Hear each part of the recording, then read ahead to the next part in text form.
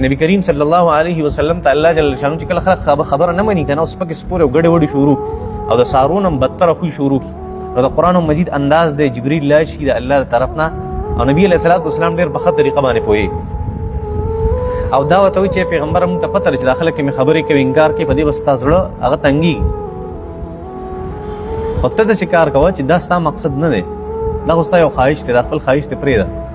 چې داخله کې ټول مسلمانان شي او ټول د جنت ته لاړ شي دا ستا خواهش دی دا ستا خوخه ده پته ستا مقصد خو خواهش نه دی کنه ستا مقصد څه دی د انسان د پیدایش مقصد څه دی وما خلقت الجن والانس الا ليعبدون یو د انسان خواهش دی نبی رسول الله ته وایي خواهش تا ده چې داخله د جنت ته راځي دا پرې ده خواهش ستا د ژوندۍ مقصد څه دی هغه طرف ته متوجه شي نو کای دعوت